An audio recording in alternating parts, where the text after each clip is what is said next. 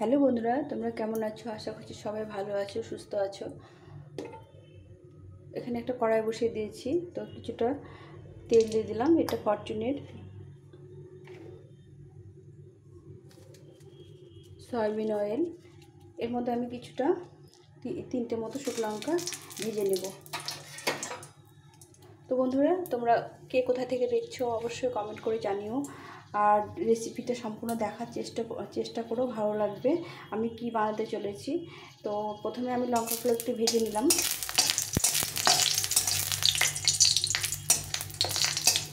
ভালো করে লাল লাল করে ভেজে নিতে হবে। একটু লো ফ্লেমে লঙ্কাগুলোকে ভেজে নেব, আর হাই ফ্লেমে ভাজলে এটা কী হবে, কালো হয়ে যাবে আর মানে পোড়া পোড়া হয়ে যাবে, তখন খেতে ভালো লাগবে না। যার জন্য এটাকে ভালো করে একটু অল্প হিটে ভালো করে ভেজে নিতে হবে।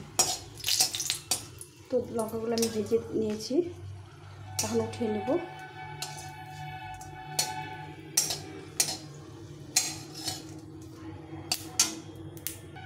লঙ্কাগুলো ভাজা হয়ে গেছে, এখন এগুলো প্লেটের মধ্যে উঠিয়ে নেব।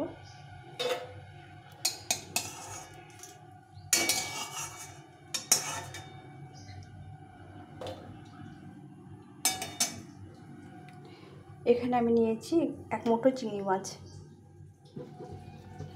এই চিংড়ি মাছটা প্রথমে আমি একটু নুন হলুদে ভেজে নেব।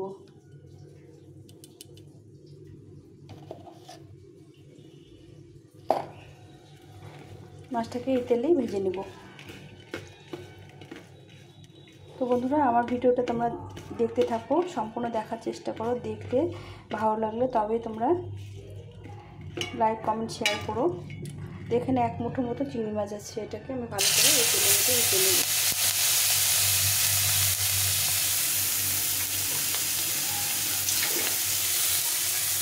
খুব একটা বেশি ভাজবো না, নরম নরম করে ভেজে নেব।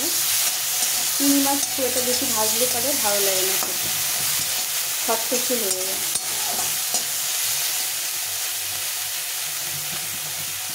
তো আমি একদম কম তেলেতে ভেজে নেব।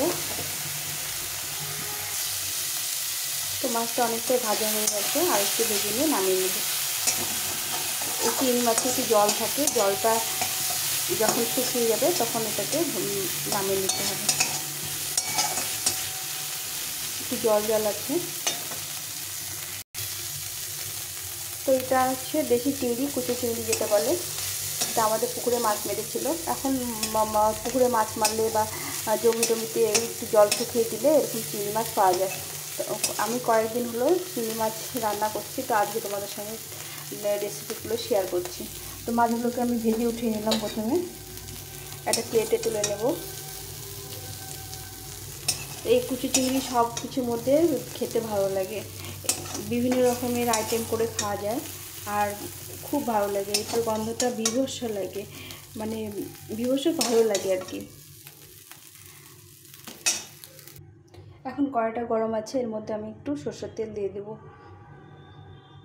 মোটামুটি অল্প করে দিয়ে দেব। রান্নাটা কী হবে সেটা দেখো।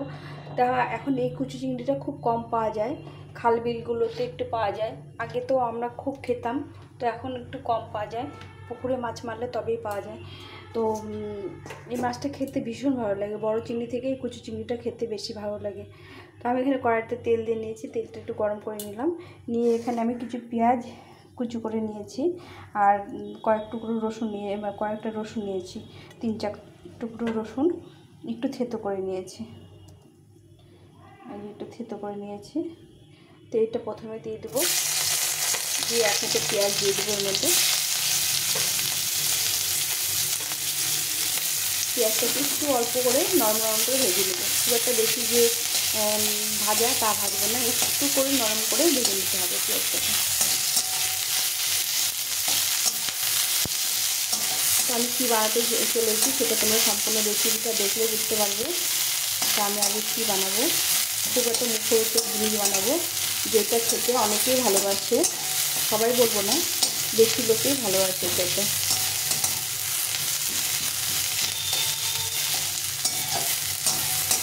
তো আমরা এই চিংড়ি মাছটা খেতে আমার ভীষণ ভালো লাগে। আমি বড় মাছ খেতে খুব একটা পছন্দ করি না, আর আমি বন্ধুরা যেগুলো ঘরোয়া রান্না করি, বাড়িতে যেগুলো খাওয়ার জন্য রান্না করি, সেগুলো তোমাদের সঙ্গে শেয়ার করি। আমি আদার্স কিছু অন্য কিছু রান্নার রেসিপি শেয়ার করি না। আমি খেয়ে যেটা মানে তৃপ্তি পাই, যেটা ভালো লাগে, সেই রান্নাটা তোমাদের সঙ্গে শেয়ার করি। তো তোমরা অবশ্যই দেখে থাকবে যে আমার রেসিপিগুলো একদম নর্মাল হয়। আমি একদম নর্মালভাবে অল্প তেলে অল্প মশলায় রান্না করি। যে রান্নাগুলো খেলে শরীর স্বাস্থ্য ভালো থাকবে, মানে থাকার চেষ্টা করি আর কি। থাকবে কতটা জানি না, কিন্তু চেষ্টা করি আর কি এভাবে রান্না করতে। প্রতিদিনের রান্না খেতে হবে আমাদের, সেভাবে আমি রেসিপিগুলো তৈরি করি। পেঁয়াজটি কথা বলতে বলতে পেঁয়াজটা অনেকটা ভাজা হয়ে গেছে, আর একটু ভেজে নিতে হবে। রসুনগুলোকে থেতো করে দিয়েছি, অনেকটা নরম হয়ে গেছে। এরকম করে একটু নরম নরম করে পেঁয়াজটাকে ভেজে নিলে খেতে ভালো লাগবে।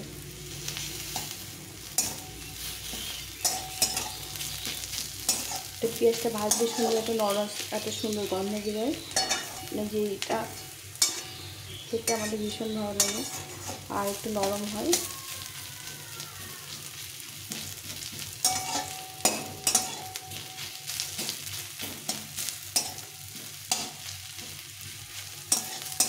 একটু সময় ধরে ভালো করে ভেজে নিতে হবে এরকম করে। আমি এখানে দুটো পেঁয়াজ দিয়েছি, ছোটো ছোটো মাঝারি সাইজের দুটো পেঁয়াজ দিয়েছি, খুব বেশি বড় না।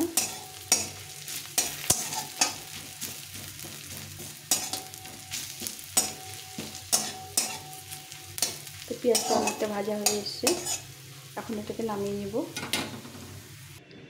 তো আমি এগুলো সবগুলো ভেজে নিয়েছি। তো প্রথমে আমি একটা থালা নেব, এর মধ্যে আমি নিব প্রথমে দুটো শুকনো লঙ্কা, যেগুলো ভেজে রেখেছিলাম সেই লঙ্কাগুলো এর মধ্যে নেব। তো এখানে আমি কিছুটা লবণ নেব। তো তোমরা এখন বুঝতেই পারছো যে আমি কী করব। এখানে আমি আজকে চিংড়ি মাছের ভর্তা বানাবো। তো প্রথমে আমি লঙ্কাটাকে ভালো করে কষিয়ে নিতে হবে, একদম সুন্দর করে লঙ্কাটাকে ডলে নিতে হবে। এখন এর মধ্যে দিয়ে দেবো আমি কিছু, এখানে কাঁচা পেঁয়াজ নিয়েছি, এই কাঁচা পেঁয়াজটা দিয়ে দেবো। কাঁচা পেঁয়াজ না দিলে এই ভর্তার স্বাদটা হয় না। তো প্রথমে কাঁচা পেঁয়াজ দিয়ে পেঁয়াজটাকে নরম করে নেব এভাবে।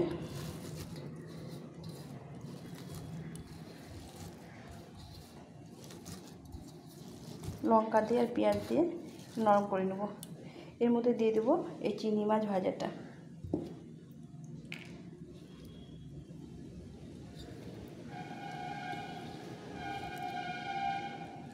দিয়ে এই দুটোকে ভালো করে মেখে নেব।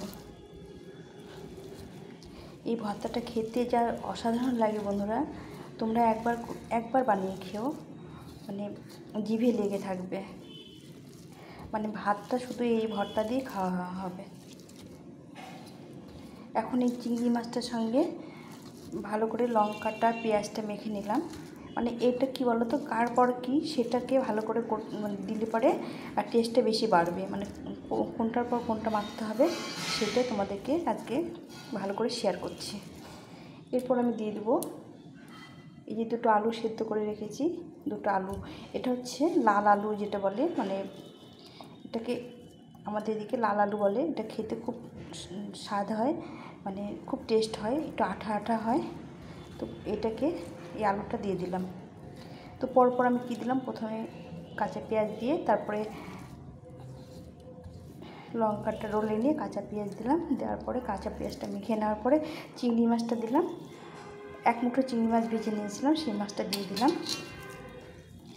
দেওয়ার পরে আমি এখানে দিয়ে দিলাম কাঁচা পেঁয়াজ, আলু সেদ্ধটা, দুটো সেদ্ধ করে আলু রেখেছিলাম। এই আলুগুলো সেদ্ধ এমনি খেতে ভালো লাগে, লঙ্কা পুড়িয়ে বা লঙ্কা ভেজে খেতে খুব ভালো লাগে। এর মধ্যে আমি দিয়ে দেবো এখন এই যে ভাজা পেঁয়াজটা রেখেছিলাম, এর মধ্যে রসুনও আছে 3-4 কোয়া। তো এটা ভাজা পেঁয়াজ আর রসুনটা আমি দিয়ে দিলাম। দিয়ে রসুনটাকে একটু কষলে নিতে হবে। রসুনটা সেদ্ধ হয়ে গেছে, বন্ধুরা দেখো, এইভাবে করে মেখে নিতে হবে, সুন্দরভাবে মেখে নিতে হবে এইভাবে। তোমরা বলো এইভাবে, এটা দিয়ে ভাত মানে সম্পূর্ণ ভাত খাওয়া হবে, আর কিছুই লাগবে না এর সঙ্গে। ভীষণই ভালো লাগে এইভাবে ভর্তা খেতে।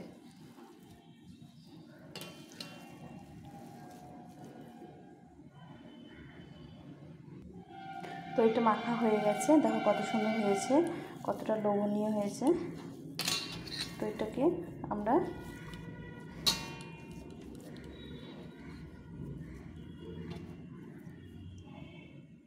দিয়েছি। এখন এর মধ্যে 4-5টা চিংড়ি মাছ দিয়ে এটা গার্নিশ করে দেবো, আর দেবো তারপরে একটা শুকনো লঙ্কা ভাজা। এখন এর উপরে দেবো একটু কাঁচা সর্ষের তেল। যে কোনো ভর্তা সর্ষের তেল না দিলে অসম্পূর্ণ থাকে, তো আমি এখানে সবার উপরে সর্ষের তেলটা দিয়ে দিলাম। তো বন্ধুরা, কেমন লাগলো ভর্তাটা অবশ্যই কমেন্ট করে জানিও। এত মানে ভালো লাগে, সব শেষে তোমাদের দেখালাম। তো এইভাবে ভর্তাটা হবে, খেতে অসাধারণ লাগে। তোমরা একবার বানিয়ে খেও, তারপর আমাকে জানিও যে কেমন লাগলো। তো আজকে ছিল এইটাই রেসিপি, চিংড়ি মাছের ভর্তা। তো যদি তোমাদের ভালো লেগে থাকে লাইক কমেন্ট শেয়ার করো, আর নতুন বন্ধুরা সাবস্ক্রাইব করে পাশে থেকো। এখন এই পর্যন্ত, সবাই ভালো থেকো, সুস্থ থেকো, টাটা।